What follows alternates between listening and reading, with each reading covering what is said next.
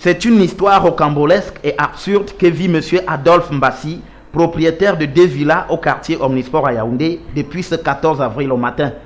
Il est donc venu me voir me dire qu'il ne peut plus me remettre la maison parce qu'il y a eu des rites et qu'il n'y a que lui pour vivre dans la maison. Je lui ai donc dit, mais ce n'est pas possible.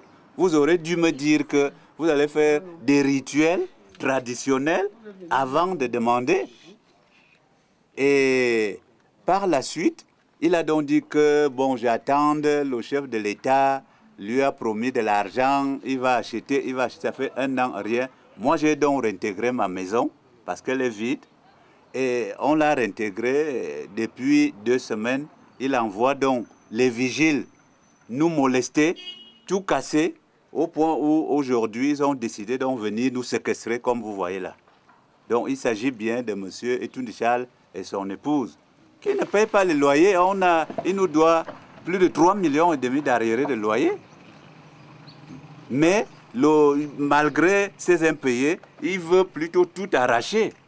La famille Mbassi, désemparée, a fait appel à un avocat qui a pris le dossier en main.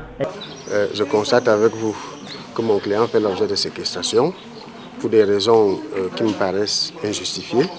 Parce que, quelle que soit la raison que pourrait invoquer le ministre Etoundi, cela ne l'autorise pas à séquestrer un citoyen, surtout qui semble être dans tous ses droits. Parce qu'il est le propriétaire de la maison et une maison dont les loyers ne sont pas payés. À partir de ce moment, on ne peut pas invoquer une raison suffisante pour justifier son comportement actuel. Bon, comme solution, nous proposons de saisir les juridictions et le procureur de la République pour qu'il remédie d'abord à la situation de mon client, ensuite qu'il poursuive le ministre Etoundi ainsi que son épouse. Parce que c'est une situation véritablement intolérable.